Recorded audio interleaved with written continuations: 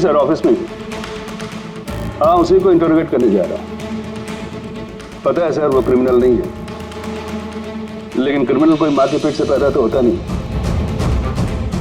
मजबूरी, हालात, लालच क्रिमिनल पैदा करते हैं। देखते हैं इसे किसने क्रिमिनल बनाया।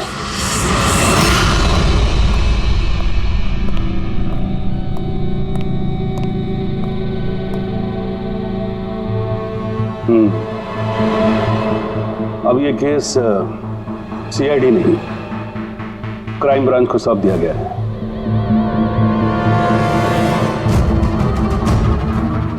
अब भी सफाई में कुछ कहना चाहते हैं?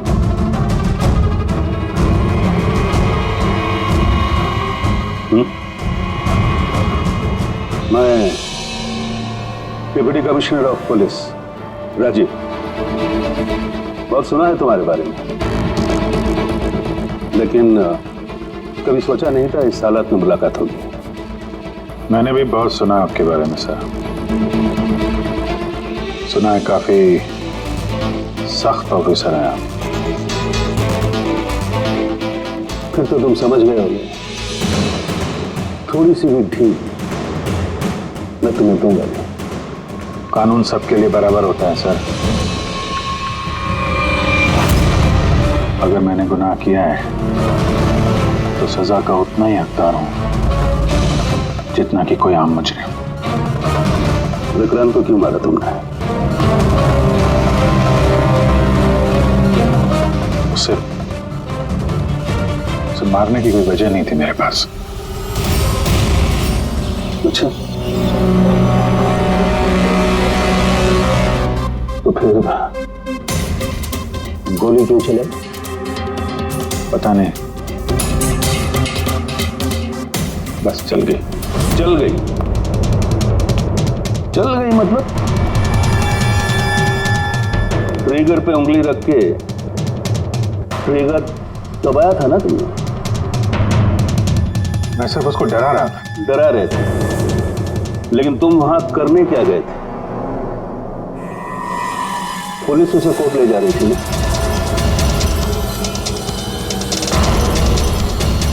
मेरे वहां होने की वजह जानने के लिए आपको सर मेरा और विक्रांत का इतिहास जानना होगा। बस उसे 36 का आंकड़ा चल रहा है हमारा। कई बार वो मेरे हाथ आते आते रह गया, लेकिन इस बार मैंने उसे पकड़ लिया।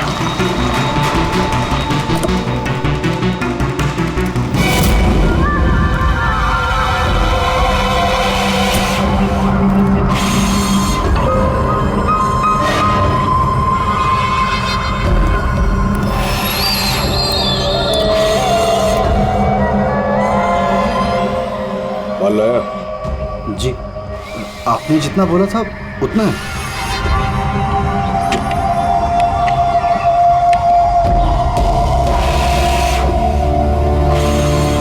गुड। अगला कंसाइनमेंट अगले महीने की 5 तारीख को। जी। पैसे? गाड़ी में।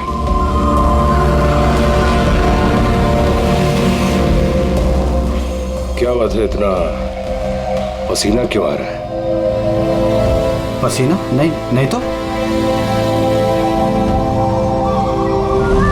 जिस स्कूल में तुझे एडमिशन नहीं मिला था ना, उस स्कूल का हेडमास्टर था मैं।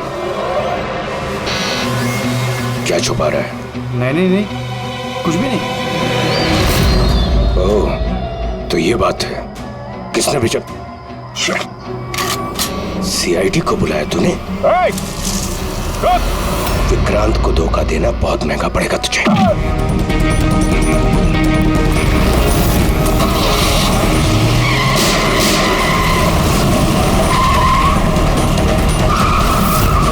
और इस तरह इस बार तुम उस तक पहुंच ही गए। हाँ, लेकिन हमेशा की तरह इस बार भी विक्रांत के नसीब में जेल की सलाखें नहीं लिखी थी। नामी गिरामी अपराधी विक्रांत ने सरकारी गवाह बनने का फैसला कर लिया है। वो मकरंद के खिलाफ अदालत में सारे सबूत देगा और इसके बदले अदालत उसकी सजा काफी हद तक माफ कर देगी। इन अपराधियों को पकड़ने के लिए हम लोग दिन रात एक कर देते हैं, अपने खून पसीना बहाते हैं।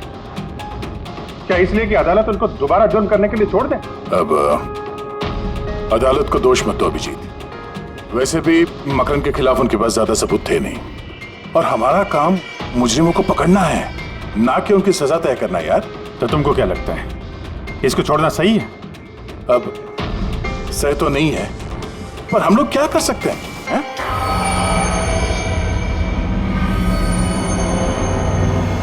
कर सकते हैं दया, बहुत कुछ कर सकते हैं। बहुत बड़े बड़े मुजरिम देखे हैं मैंने सर, पर ये विक्रांत कुछ अलग ही था। हर बार कुछ ना कुछ करके बच ही जाता। तो इस बार उसका बच निकलना तुम्हें मंजूर नहीं था, क्यों? यही बात है ना? ठीक समझा। इसलिए जब मुझे पता चला कि इस केस का इंचार्ज मेरा पुराना दोस्त मुरली है, तो विक्रांत से मिलना है मुझे। यार सिर्फ 10 मिनट। अभिजीत, तुम ये जानते हो कि ये मुमकिन नहीं है। This doesn't fit into any kind of protocol. मैं तुम्हें परमिशन नहीं दे सकता। परमिशन? वो आरती याद है तुम्हें? बीकॉम सेकेंड ईयर की स्टूडेंट, कैसे तड़पा तड़पा के मारा था उसने।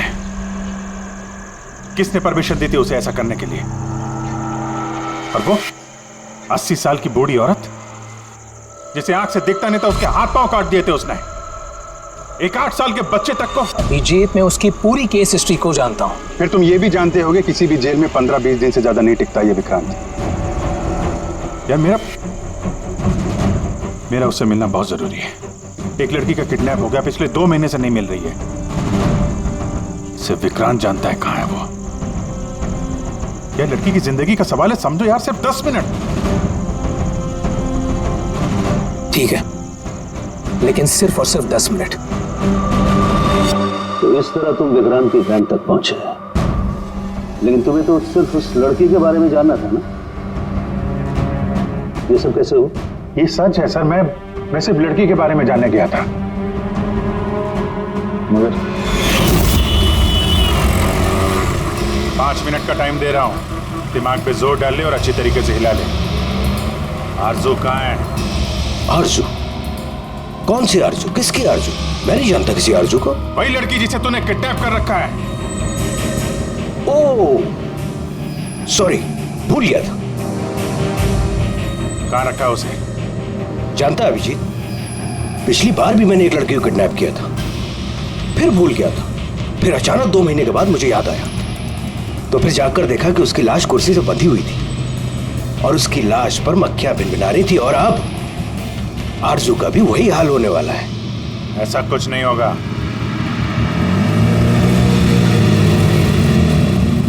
कहां है आरजू? हाँ, याद आया, मेरी जेब में, निकाल ले।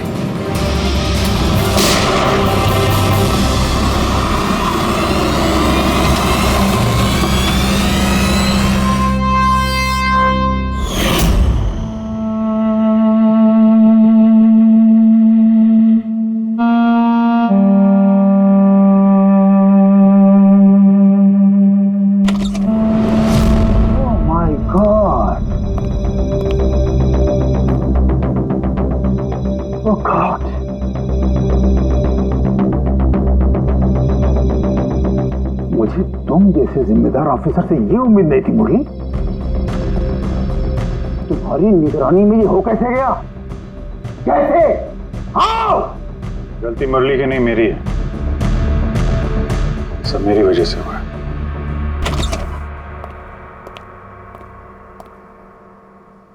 वाह वाह, क्यों एसपी साहब, बड़ा गर्व हो रहा होगा आपको। तो इतिहास में पहली बार किसी सीआईडी ऑफिसर के हाथों खून हुआ है, और वो भी एक सरकारी गवाह का। चैन साहब, आपको जो कुछ कहना है मुझे कहिए। अपराध मैंने किया है, तुमसे नहीं।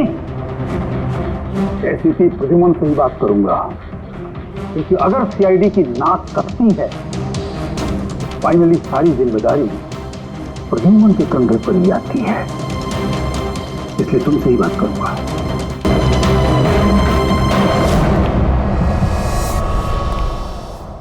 कैसे हुआ ये सब? पता नहीं सर कैसे हो गया। मैं तो सिर्फ उसे गन दिखा के डरा रहा था सर। गोली चलाने का कोई इरादा नहीं था सर मेरा। अच्छा। तो तुम सिर्फ गन दिखा रहे थे, हाँ? और गन अपने आप चल गई। तुम सीआईडी ऑफिसर हो या कोई नौसिखिए? I mean amateur shooter. मैं पहला सवाल, तुम वहां गए थे जब कानून अपना काम कर रहा था, तो तुमसे किसने कहा था टांग अड़ाने के लिए? जैन जी प्लीज, आप जरा शांति से बात कीजिए। अभिजीत एक सीआईडी ऑफिसर है, कोई राह चलता आदमी नहीं। देखो, अभिजीत मेरे लिए सिर्फ और सिर्फ एक मुजरिम है, मकरंद की तरह। हाँ, वैसे कितने रुपए लिए तुमने मकरंद से विक्रांत को मारने के लिए?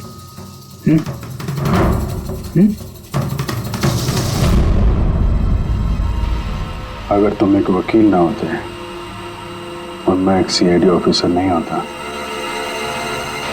तो ये सवाल तुम्हें बहुत भारी पड़ता। Oh really? देखो ऐसे थे प्रद्युम्न। इसके तेवर तो देखो, फोन करके बैठा है और मुझ जैसे लॉयर को, सीनियर लॉयर को धमकी दे रहा है। ऐसे चार्जेस लगाऊंगा आप जन्म तक जेल में बैठ के सोओगे। यही एक चीज हो गई तुम वहां। मानता हूं गोली चलाई मैंने सर, विक्रांत को मार दिया, लेकिन उसे मारने का कोई इरादा नहीं था मेरा। खून से खून होता है अभिजीत, इरादा चाहे कुछ भी हो, गलत या सही कोई फर्क नहीं पड़ता। अदालत में ये सब काम नहीं आए। ये प्रोसिक्यूटर, जैन, मीडिया वाले धज्जियां उड़ा देंगे तुम्हारी, धज्जियां। इस जुर्म की सजा भुगतने के लिए मैं तैयार हूं सर, लेकिन जयंत और मीडिया वाले जो मुझ पर इल्जाम लगा रहे हैं मकरंद से मिले होने का, यह मैं कभी बर्दाश्त नहीं कर सकता। अभिजीत, फिर तो तुम्हें कोई नहीं बचा सकता।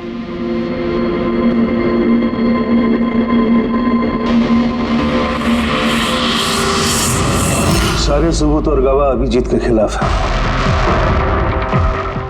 यानी कोई उम्मीद नहीं है सर? कैसे उम्मीद है? अभिजीत ने खुद कन्फेस किया है कि गोली उसी ने चलाई।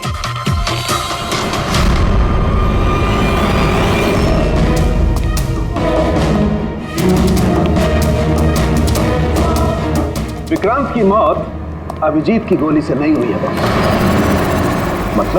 मतलब ये कि विक्रांत को गोली लगी है ठीक फेफड़ों के नीचे, और जब गोली फेफड़ों के नीचे लगती है तो इंसान की मौत होने में 20 से 30 मिनट लगते हैं, और विक्रांत की मौत तुरंत हो गई थी। एग्जैक्टली, इसीलिए मैं कहता हूं विक्रांत की मौत अभिजीत की गोली से नहीं हुई है, इसकी कोई और वजह है। और क्या वजह हो सकती है? उस वैन में ड्राइवर अभिजीत और विक्रांत के अलावा और कोई नहीं था। एक गोली चली, वो भी अभिजीत के गन से। उस वक्त वैन के अंदर कोई और नहीं था, और वैन के बाहर तो कोई और हो सकता है।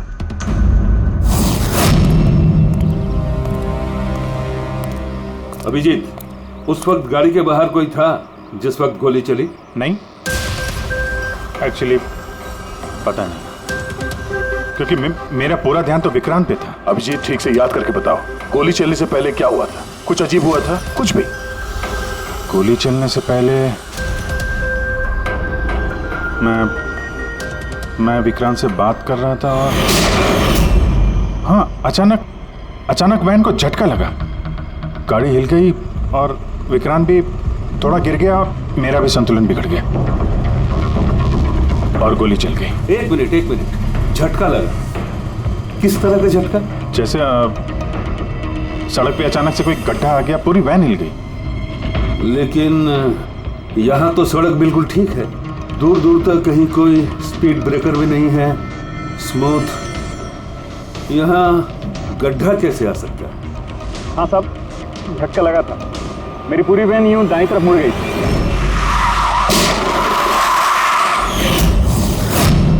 स्टीयरिंग खुद ब खुद घूम गया? हाँ साहब। ये कैसे हो सकता है? साहब ये तो मुझे भी पता नहीं चला कैसे हो गया। इससे पहले कि मैं वैन को संभाल पाता, पीछे से गोली चलने की आवाज आ गई।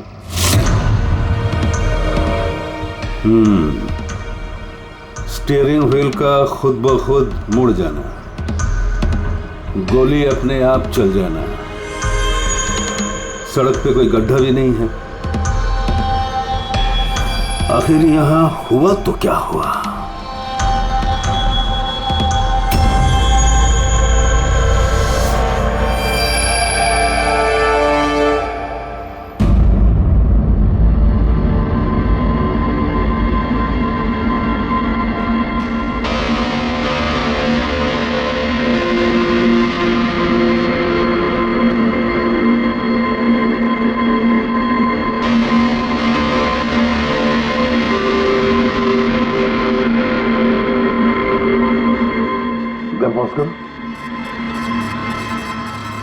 ये देखो, जब ये हादसा हुआ तो ये काली एसयूवी, ये काली गाड़ी उस वैन के बगल में से पास हुई।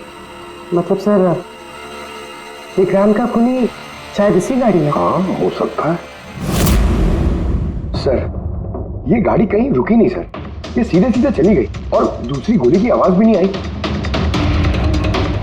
और एक बात नोटिस की तुम लोगों ने, 11:17 पर वो काली गाड़ी पास हुई वैन के बगल से, और एग्जैक्टली 11:17 पर विक्रांत की घड़ी भी बंद हो गई। हाँ सर, अभिजीत की घड़ी भी 11:17 को ही बंद हुई थी। हाँ? ये दोनों घड़ियों का एक साथ बंद होना और इस कार का ठीक 11:17 पे वहां से गुजरना, ये संजोग नहीं हो सकता। बिल्कुल सर, बिल्कुल सही कहा आपने, ये कोई संयोग हो ही नहीं सकता। जरूर कोई ना कोई राज छुपा है उस काले रंग के एसयूवी में, जो अभिजीत की बेगुनाही साबित करेगा। तो यहाँ इस फुटेज में इस गाड़ी का नंबर तो दिख नहीं रहा है। इस जगह से 5 किलोमीटर दूर सर टोल नाका है, वहां के सीसीटीवी फुटेज से शायद इस कार की डिटेल मिल जाए। हाँ।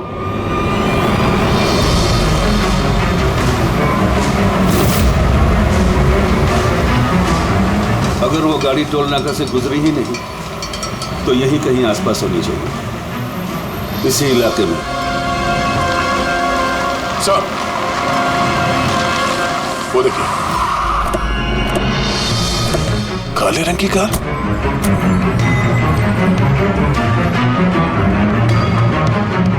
Oh no. फ्रेडी, जरा आगे चेक करो।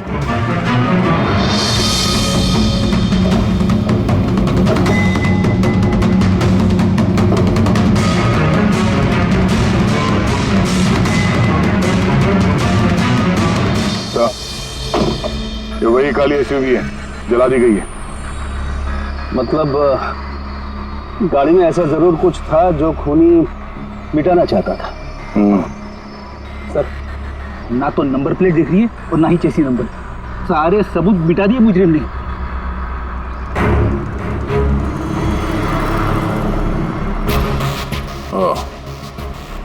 फिर एक काम करो, जरा आसपास पूछताछ करो, देखो किसी ने यहाँ पे कुछ देखा है क्या।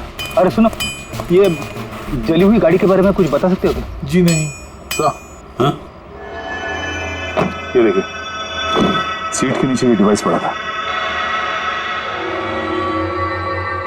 Electric device. हाँ सर, के क्या डिवाइस है, कुछ पता चला? हाँ बस, पता तो चल गया है, लेकिन इसे अच्छी तरह से समझाने के लिए मुझे एक डेमो देना पड़ेगा आप लोगों को।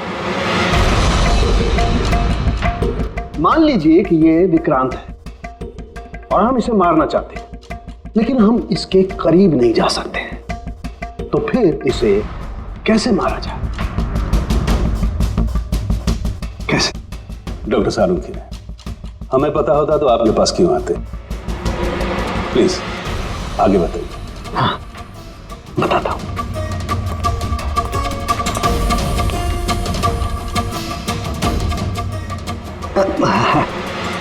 आप थोड़ा पीछे हट जाइए प्लीज। Thank you.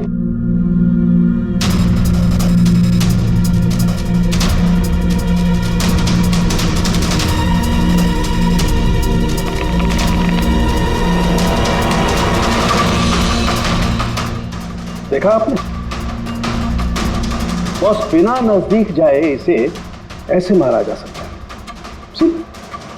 ये आपने किया कैसे सर? क्योंकि जैसे ही हमें इस डिवाइस के बारे में पता चला, हमने विक्रांत के पुराने मेडिकल रिपोर्ट्स मंगवाए जेल में से।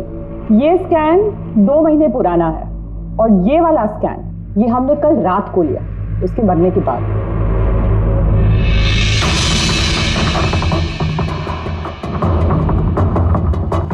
या साळुंखे, इस पहले वाले स्कैन में एक छोटी सी चीज अटकी हुई है वहां उसके सिर में। वही चीज इस 2 महीने बाद वाले स्कैन में शिफ्ट हुई है, हिल गई है, पीछे आ गई है।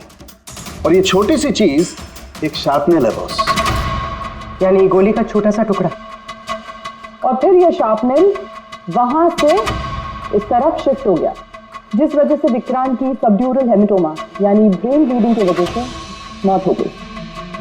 पर ये शार्पनेल अपनी जगह से हिला कैसे? उसी डिवाइस की वजह से जो हमें जलती हुई गाड़ी में से मिला। तो गोलियों के टुकड़े को हिलाने का डिवाइस ही है? सिर्फ गोलियां नहीं रहा, इसने और भी बहुत सारी चीजें हिलाई, जैसे कि विक्रांत के हाथों की हथकड़ी, पुलिस वैन का स्टीयरिंग व्हील, दोनों के हाथ की घड़ी के कांटे, यहां तक कि अभिजीत की गन भी। मतलब लोहे की चीजें, तो जितनी भी लोहे की चीजें हैं वो हिल गई उस डिवाइस की वजह से। Exactly boss. और लोहे का सबसे बड़ा आशिक है मैग्नेट, चुंबक। बॉस, ये है वो चुंबक जिसके जरिए मैंने इसे उड़ाया। यानी उस काली वैन में भी एक ताकतवर लौ चुंबक था, जिसकी वजह से पूरी की पूरी वैन दाईं तरफ चली गई और अभिजीत की मेटल की गन वो भी अपने आप चल गई। हाँ, और विक्रांत के सिर में जो अटका हुआ शार्पनेल का टुकड़ा है वो भी शिफ्ट हुआ। सर, इतनी प्लानिंग के साथ तो वही मार सकता है जिसे शार्पनेल के बारे में पहले से पता था, उसका कोई करीबी। मकरंद। मकरंद मतलब अभिजीत सर बेगुनाह? No, not at all. इतनी जल्दी किसी नतीजे पे पहुंचना ठीक नहीं होगा। मकरंद के खिलाफ जब तक हमको पक्का सबूत न मिल जाए, कानून की नजर में अभिजीत ही दोषी है। मकरंद के खिलाफ सबूत तो वही देगा ना जो विक्रांत के सेफ हाउस के बारे में जानता था, वरना मकरंद को कैसे पता कि विक्रांत किस रास्ते से कोर्ट पहुंचेगा। और विक्रांत की खुफिया जानकारी सिर्फ मुरली और उसके बाकी साथियों के पास थी। आप लोग ऐसा सोच भी कैसे सकते हो सर कि हम में से कोई गद्दारी कर सकता है? जितने ईमानदार आप लोग हैं ना, उतने ईमानदार हम लोग भी हैं। विक्रांत को कहां और कौन से सेफ हाउस में रखा गया था ये सिर्फ आप लोग जानते थे और कोई नहीं। ये सच है ना? हाँ सर, नहीं पता थी। यहाँ तक हमारे घर वालों को पता नहीं थी, तो फिर हम बाहर वालों पे क्यों इल्जाम लगाएंगे? शायद पैसों के लिए किसी ने मकरंद को यह जानकारी दी हो। प्लीज साहब, हम भी पुलिस वाले हैं, जान की बाजी हम भी लगाते हैं। आप इस तरह इंफॉर्मेशन कहीं ना कहीं से तो लीक हुई है मुरली। हाँ सर, एक्चुअली मैं भी वही सोच रहा हूँ, क्योंकि सेफ हाउस में 24 घंटे सीसीटीवी कैमरे लगे हुए थे, तो अगर भी कोई बाहर वाला अंदर नहीं आ सकता। क्या कहा आपने?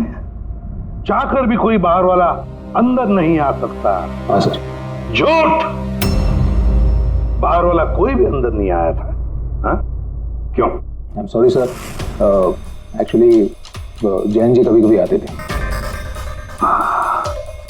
कभी कभी जैन जी आते थे? Yes sir. और कभी कभी जैन जी किस लिए आते थे? क्योंकि जैन जी मकरंद को हर हालत में जेल तक पहुंचाना चाहते थे। अच्छा, तो कहीं ये जयंती वो गद्दार तो नहीं है? वैसे भी कुछ ही दिनों में रिटायरमेंट होने वाला था, आखिरी केस था उनका। सोचा होगा संन्यास लेने से पहले थोड़े बहुत पैसे बना लो।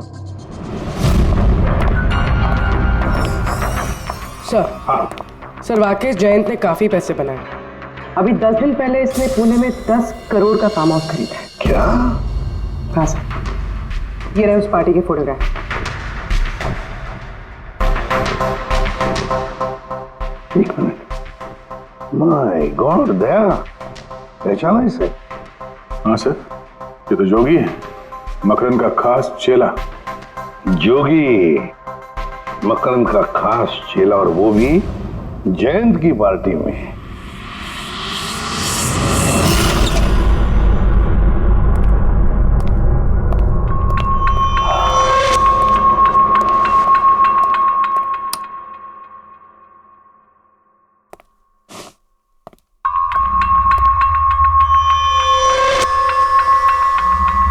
तुम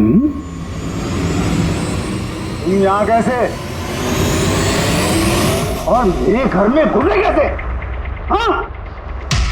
मुजरिमों को उनके बिल से निकालने के लिए बिल के अंदर तो घुसना ही पड़ता है जैन साहब। मुजरिम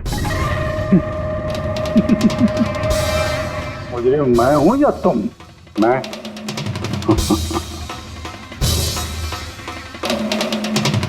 लेकिन ये तस्वीर ये कुछ और ही कहानी कह रही है।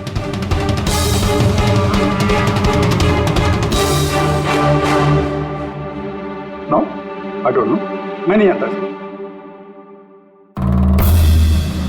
नहीं जानते? कमाल है, बहुत भोलेपन का नाटक कर रहे हो जैन साहब।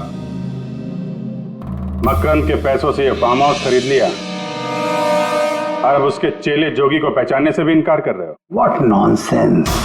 कौन जोगी? कैसा जोगी? मैं किसी जोगी वोगी को नहीं जानता था। अगर नहीं जानते तो ये जोगी तुम्हारी पार्टी में क्या कर रहा था? देखो, मेरी पार्टी में 400 से ज्यादा लोग आए थे। अब मैं हर एक को तो नहीं पहचानता ना। और रहा सवाल मेरे फार्म हाउस का, तो मेरी जिंदगी भर की खून पसीने की कमाई है, समझे? मकरंद की बात कर रहे हो ना तुम? वो देखो, उस केस में उसके खिलाफ सारे सबूत मौजूद हैं। विक्रांत ने मरने से पहले मुझे सारे सबूत सौंप दिए थे। मकरंद को तो मैं फांसी पर लटकाऊंगा और साथ में तुम्हें भी। लाइट हो क्या हुआ? स्विच तो ऑन है, हुआ क्या लाइट को?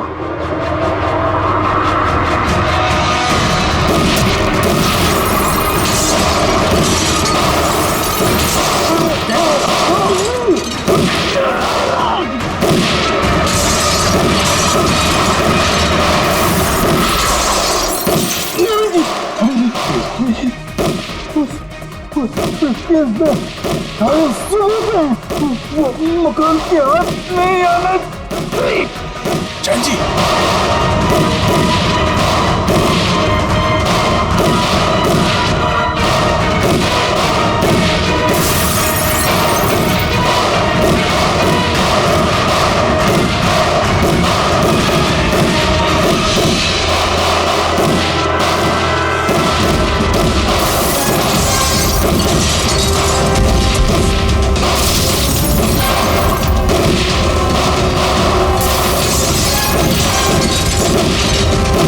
कमाल कर दी तुमने अभिजीत, वाकई कमाल कर दी।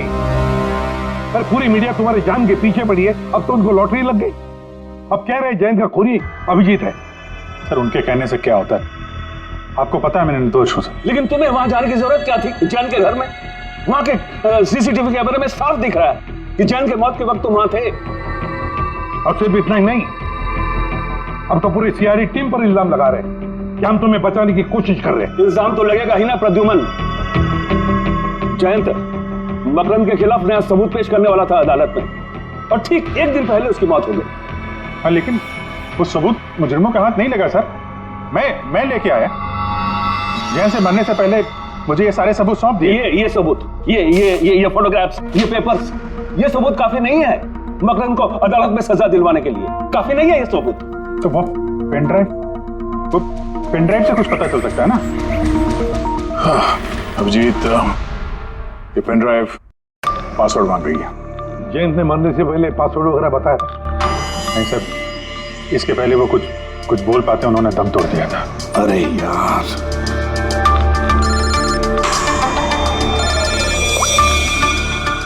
हेलो, हाँ पूर्वी। अच्छा, ओके ओके, ठीक है। अच्छा, पता चल गया जोगी को जैन जी की पार्टी में कौन लेके गया था? कौन लेके गया था? खुद जैन जी की पीए सोनल।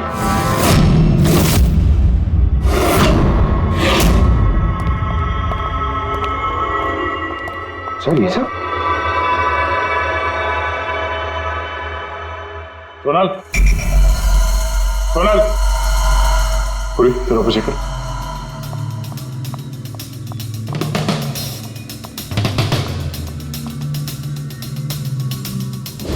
सोनल,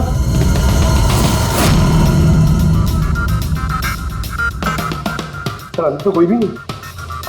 सर कोई नहीं होगा। तो सोनल गई कहाँ?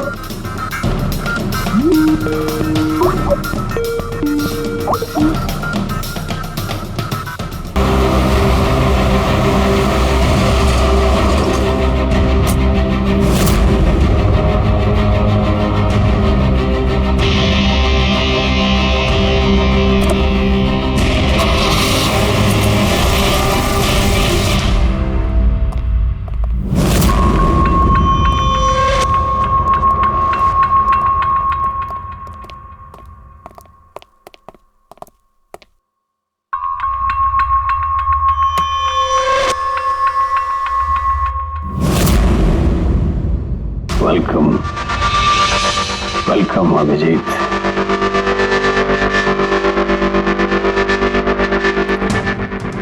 मकरंद के आशियाने में तुम्हारा स्वागत है।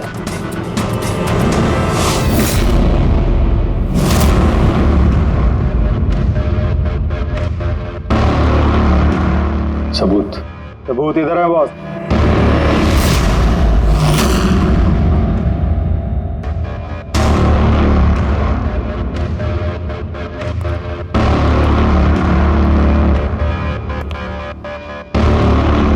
मकरंद, सबूत तुम्हें मिल चुका है, अब सोनल को जाने दो।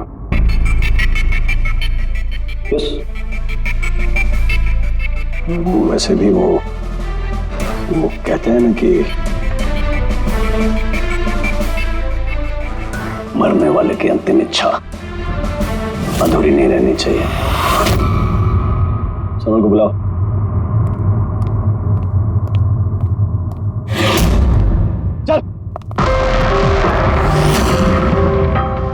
सर, आप? सोनल तुम ठीक हो? हाँ सर, मैं ठीक हूँ। तुम जाओ यहाँ से। लेकिन सर आप? मेरी चिंता मत करो, तुम निकलो, जाओ।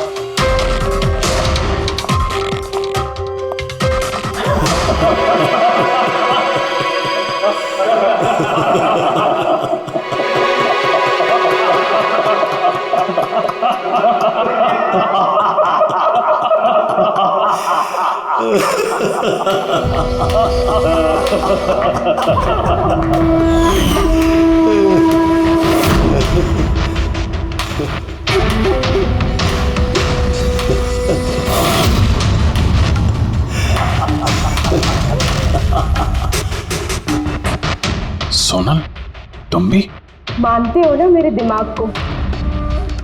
तुम सीआईडी वालों को भी मैंने चकमा दे दिया।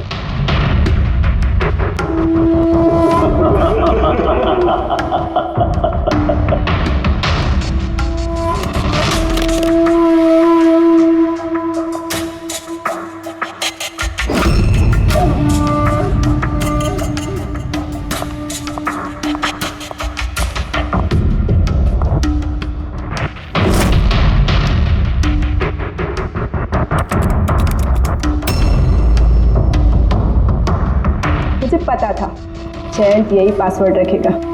मकरम विल डाई। जाओ, stop conversation, start the operation.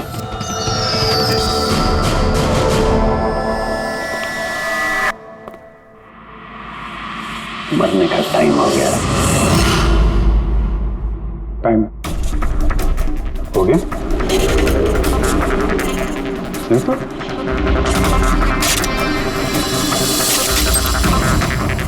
Oh, magnet, तुम लोगों को क्या लगा चुंबक को हथियार बनाना सिर्फ तुम लोगों को आता है?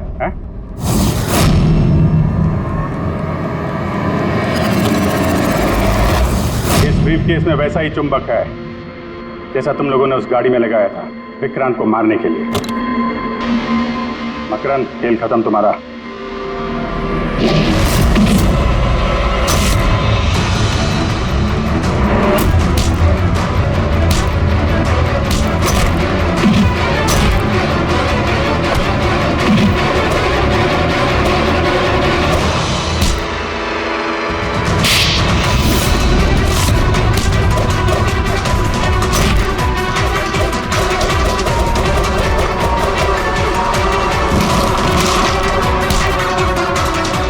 पैसों के लिए अपने बॉस को धोखा दिया? हाँ?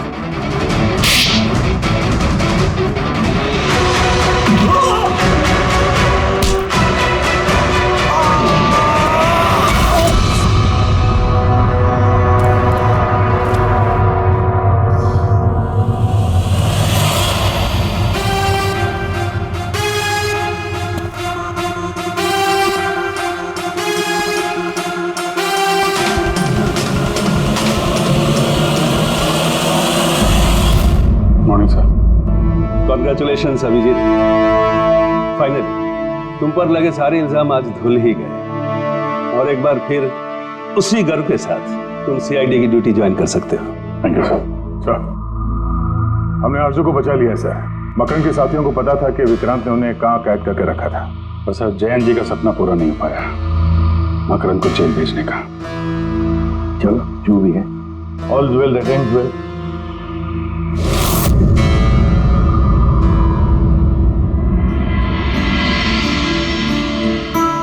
संभालो अपनी अमानत को।